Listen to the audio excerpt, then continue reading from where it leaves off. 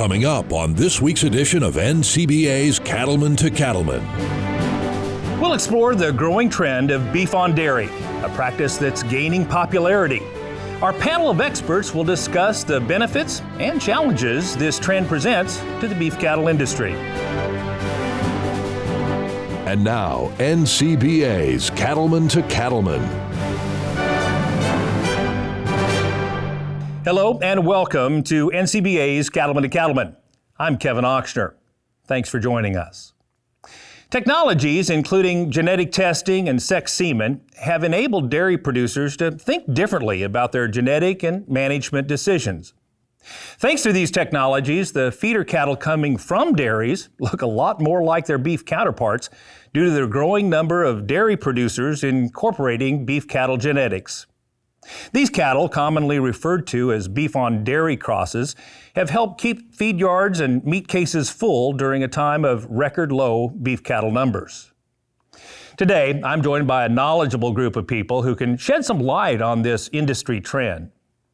Kee Jim, he's Senior Lead of Animal Agriculture at Telus and Managing Director for Kee Jim Farms. Next, we have Ryan Peterson, General Manager of Five Rivers Feedyards in my home state of LaSalle, Colorado. And finally, we have Patrick Linnell, Director of Market Research for CattleFax. Gentlemen, thanks so much for joining us today. Based on the numbers I read from the National Association of Animal Breeders, it appears that somewhere between 30-35% of the semen that dairies are purchasing is actually beef semen. I'm curious, are those numbers accurate, and what's driving this trend, Patrick? Yeah, Kevin, that's exactly the information that we look at as well, as we've seen this surge in beef on dairy growth in the past few years. And it's clearly been just a big profitability signal and a margin signal to the dairy operator, especially at today's values at $900 or $1,000 for a day-old beef dairy cross calf. There's a huge amount of incentive there for them to switch to adopting that practice over just a traditional fed dairy animal. And not to mention the signals through the system. It's frankly a high quality product, as I think we'll talk about a little bit later.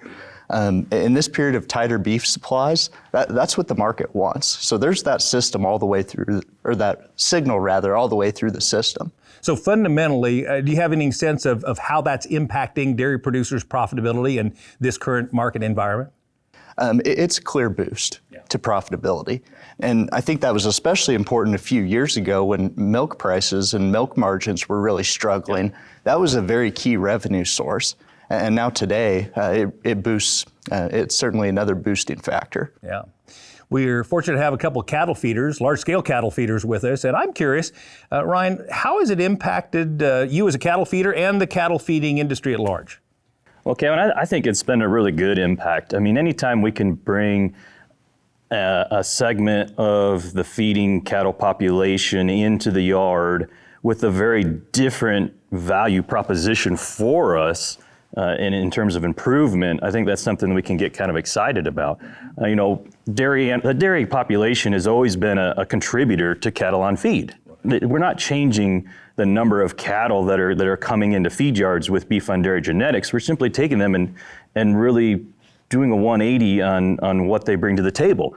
We're improving their efficiency, we're improving their performance, we're changing the carcass conformation, we're not worried as much about maybe height restrictions that we can get into on dairy animals, and all of that bodes really, really well in terms of our system of trying to keep costs low when we're putting those cattle all the way through from start to finish and delivering a good quality product to the packing plant. Yeah. So I think it's something that we get excited about when we can say, we've taken something that traditionally maybe looks at it from the feeding perspective as a discount to now is on par with really good quality in terms of genetics and finished cattle and what they bring to the table.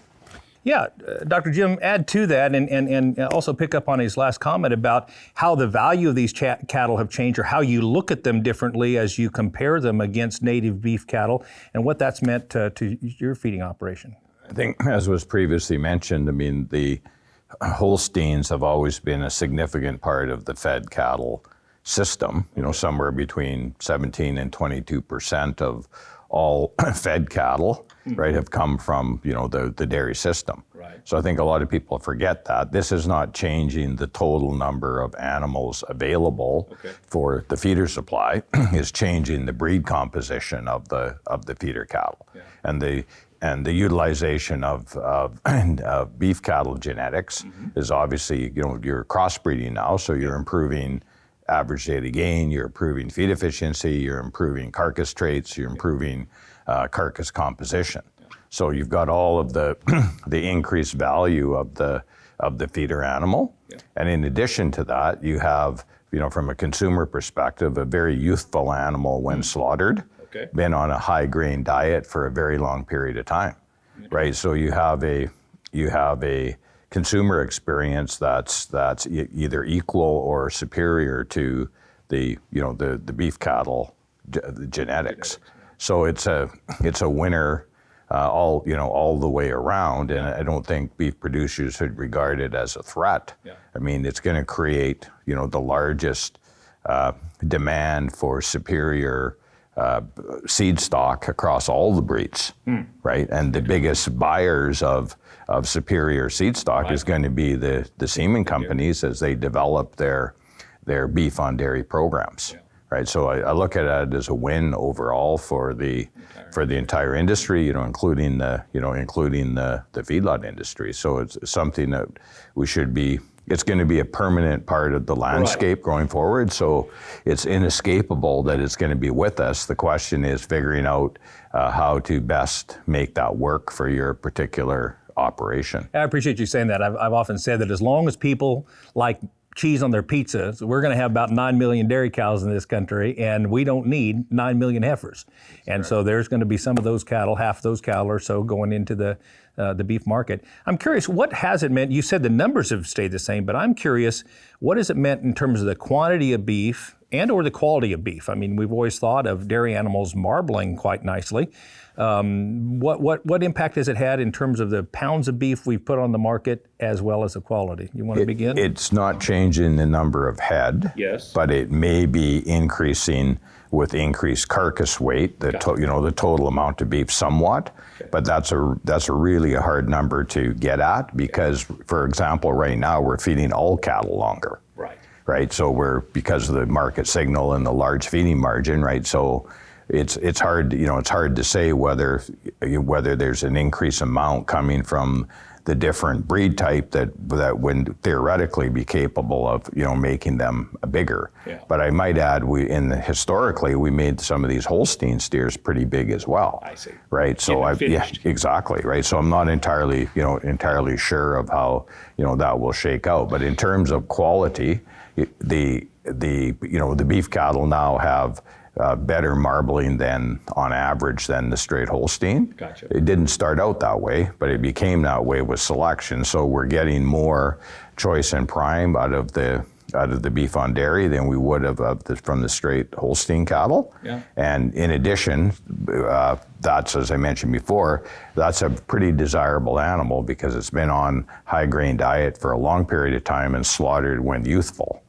And it's true, Ryan, that historically that dairy carcass may not qualify as a beef carcass, right? And so we're putting more muscle in that animal. Tell us more about that. Yeah, I mean, you just got two different breeds of animal, right? And so one has a carcass that's going to be a different shape, different just inherently. That's the way it's going to be. And when we get that cross in there with the beef onto the dairy, you're changing that, right? And from a consumer acceptance standpoint, just allows that animal to have a lot more market flexibility, really. And so, to Kee's point, I mean, we've seen what these beef on dairy cross cattle can do when we hang them up, and what grades they can achieve and reach.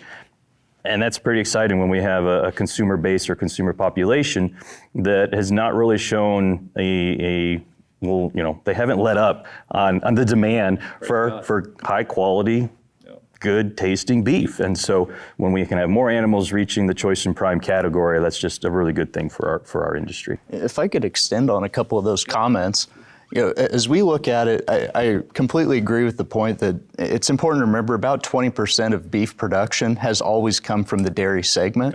But in that vein, we see where there are a few numbers that have likely been added to the system through the use of beef on dairy. You mentioned one of them, just the tightening up of the replacement heifer system, running a lot tighter ship there because of that alternative value.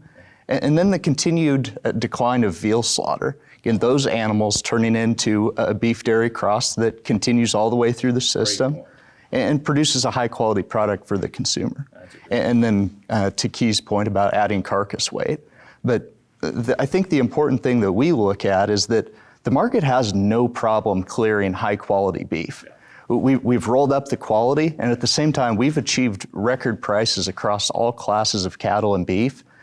The consumer just wants high quality beef, and this is just providing them what they want. To satiate their appetite. Indeed. Exactly. It's a great conversation. We have a lot more ground to cover, including a look at how these beef on dairy calves could impact beef producers. Stay with us. We'll be right back.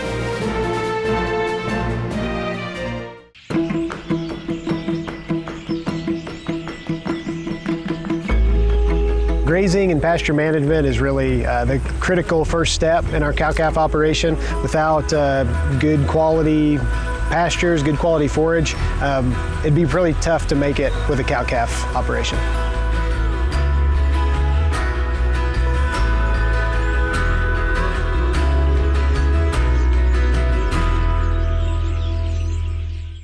Mark your calendar for an important event, the Cattle Industry Summer Business Meeting. Cattlemen and women from across the country will gather to set policy priorities, discuss critical issues, and get a first look at the beef industry long-range plan. Don't miss this opportunity to collaborate with your fellow industry leaders to help shape the future of the beef cattle industry. The Cattle Industry Summer Business Meeting, July 7th to the 9th in San Diego. Register now at ncba.org.